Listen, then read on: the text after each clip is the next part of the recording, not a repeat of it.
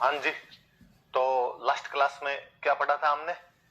Last class में हम पढ़ रहे थे सविनय अवज्ञा आंदोलन के बारे में पढ़ रहे थे हम, कि किस प्रकार से आगे बढ़ा था। कारण उससे पिछले वाली क्लास में हम पढ़ चुके थे, जो मैं कारण से वापस एक बार रिवीजन करवा देता हूँ आपके। कारण मैंने सीधे सीधे बताए थे। नॉन कॉपरेशन मूवमेंट को हुए एक लंबा समय बीत गया था तथा जनता एक नए आंदोलन की मांग कर रही थी। स्वराज पार्टी जब लेजिस्लेचर के अंदर पहुंचती है, संसद में पहुंचती है, तो वहां पे जो गलत सरकारी पॉलिसीज थी उनका विरोध करती है।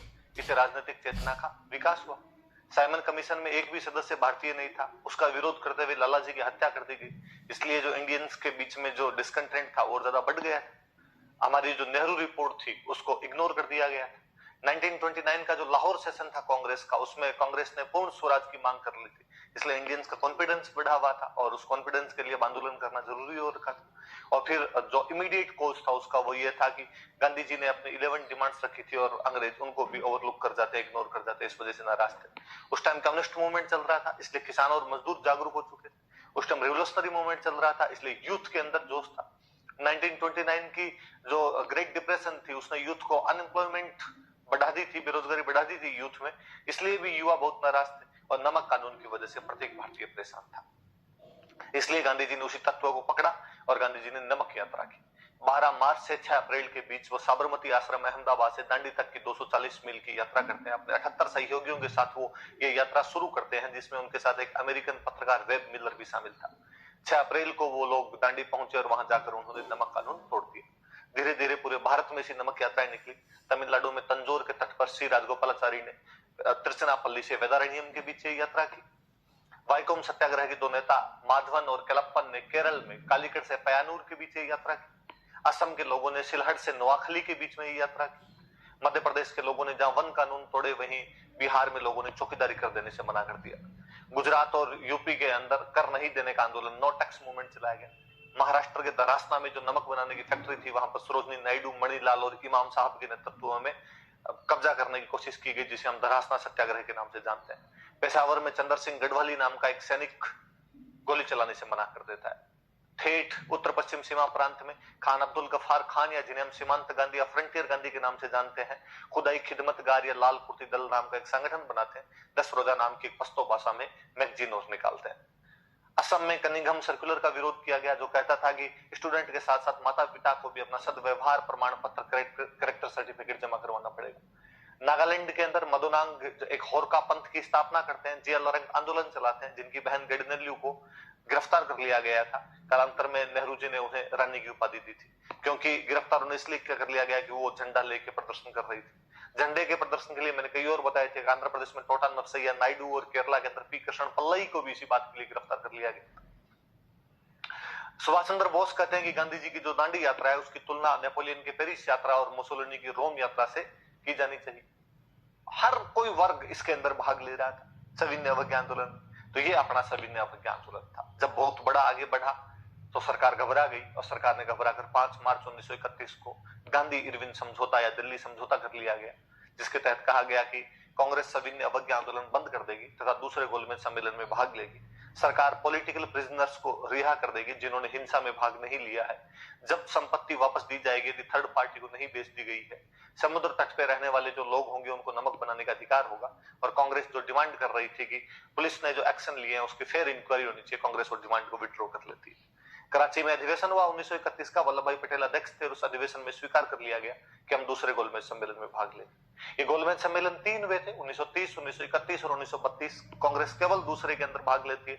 उसमें कांग्रेस की तरफ से केवल गांधी जी जाते हैं। गांधी जी राजपुताना नामक जहाज पर चढ़कर वहां पर गए थे, लेकिन गोलमेज सम्मेलन में हमारी बात बनी नहीं। गांधी जी की इस यात्रा का फ्रैंक मॉरिस ने वर्णन किया। गांधी जी ब्रिटिश किंग से भी मिलकर आए थे वहां पर, लेकिन वापस आकर गांधी जी ने सविनय अवज्ञा आंदोलन वापस शुरू कर दिया 1932 में। लेकिन 1934 तक जाते जाते सविनय अवज्ञा आंदोलन वापस ले लिया गया, खत्म हो गया था। क्या महत्व है इसका? ये भारत का पहला बड़ा अहिंसक जन आंदोलन था, जिसका विस्तार पूर्व से पश्चिम तक हुआ था, जो असम से लेकर उत्तर पश्चिम प्रांत तक फैल गया था। इस आंदोलन में समाज के सभी वर्गों ने बढ़ चढ़कर भाग लिया था। विशेषकर मजदूर और पूंजीपति इस आंदोलन में बड़ी संख्या में शरीक हुए थे, यहां तक कि बच्चे भी शामिल थे। कहते हैं गांधी जी ने लड़कों के लिए वानर सेना और लड़कियों के लिए मंजरी सेना बनाई थी। इसके अंदर यह आंदोलन गांव के अंदर बेहद लोकप्रिय हुआ था। पहली बार हम पूर्ण स्वराज के मुद्दे पर आंदोलन कर रहे थे। पहली बार अंग्रेजी सरकार हमें बराबर बिठाकर आंदोलन कर रही थी। यूथ की एनर्जी जो नेगेटिव वेज के अंदर जा रही थी, उसे एक पॉजिटिव रास्ता मिला, एक दूसरा ऑप्शन मिला था उसे। इस आंदोलन का ये परिणाम था, ये दबाव था कि अंग्रेजों को 1935 के अंदर भारत में सुधार करने पड़ गए थे, गवर्नमेंट ऑफ इंडिया एक्ट 1935 आया था। ये तमाम बातें हमने पिछली 2 क्लासों के अंदर की थी। आज हम वहां से आगे बढ़ते हैं। बीच में थोड़ी जो चीजें छूट गई थी वो उनको और साथ में समाहित करते हुए हम चलते हैं। मैंने बताया कि 1931 में गांधी जी गोलमेज सम्मेलन में भाग लेने के लिए गए और वापस लौटते गांधी जी को गिरफ्तार कर लिया गया और गिरफ्तार करके गांधी जी को पुणे की यरवदा जेल में भेज दिया गया। पुणे में एक जेल हुआ करती थी यरवदा, उस यरवदा जेल में गांधी जी को भेज दिया गया। संजय दत्त इसी जेल के अंदर थे, इसलिए संजय दत्त पे जो संजू मूवी आई थी उसके शुरुआती डायलॉग ये कि बापू और बाबा में क्या समानता है, तो उसमें कहता है बापू भी यरवदा जेल में थे और बाबा भी यरवदा जेल के अंदर। गांधी जी जेल के अंदर थे, आंदोलन मध्यम पड़ता जा रहा था। ऐसी स्थितियों का ब्रिटिश सरकार ने फायदा उठाया और ब्रिटिश प्रधानमंत्री हुआ करते थे रमजे मैकडोनाल्ड, रेम से कह दो या रेमजे कह दो, मैकडोनाल्ड प्रधानमंत्री हुआ करते थे। मैं थोड़ा सा और यदि पीछे जाऊं तो मैं आपको बताऊं कि 1909 में अंग्रेजों ने कहा था कि मुसलमानों को सेपरेट इलेक्टोरेट्स दिया जाएगा उनको। क्या था सेपरेट इलेक्टोरेट्स? कहा गया कि जहां पर मुसलमान कैंडिडेट खड़ा होगा वहां पर केवल मुसलमान ही वोट देंगे, पृथक निर्वाचन, उनके चुनाव अलग तरीके से करवाया जाएगा। 1919 में कहा गया कि ये व्यवस्था हम सिखों के लिए भी लागू करेंगे और एंग्लो इंडियंस के भी लागू करेंगे। एंग्लो इंडियंस मतलब ईसाई, हिंदू मुस्लिम सिख ईसाई, इसमें मुसलमानों को अलग कर दिया, सिखों को अलग कर दिया, ईसाइयों को अलग कर दिया। हम कहते हैं ये गवर्नमेंट की डिवाइड एंड रूल पॉलिसी थी, उनकी फूट डालो राज करो की नीति थी। अब एक बड़ा वर्ग बचा हिंदू, और अंग्रेजों को पता चला गया इनके अंदर भी कहीं ना कहीं विभाजन है, और इसके अंदर भी जो दलित वर्ग है वो अक्सर अपनी मांगे उठाता रहता है कि हमें प्रॉपर रिप्रेजेंटेशन जितना मिलना चाहिए उतना नहीं मिल पा रहा है।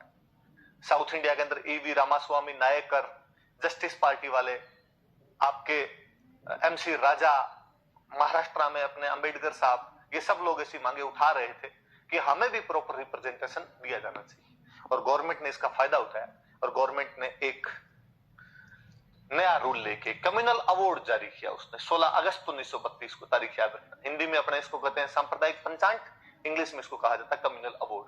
जारी करने वाले ब्रिटिश पीएम थे जिनका नाम था रैमसे मैकडोनाल्ड। 2 बात कही, एक तो कहा प्रांत की जितनी भी विधानसभाएं हैं, बताया था मैंने प्रांत में विधानसभाएं हुआ करती थी, इनकी सदस्यों की संख्या डबल कर देंगे। एक बात तो उसमें ये थी, प्रांतीय विधानसभाओं में सदस्यों की संख्या डबल कर दी जाएगी, कहीं 50 है तो 100 कर देंगे, कहीं 30 है तो 60 कर देंगे।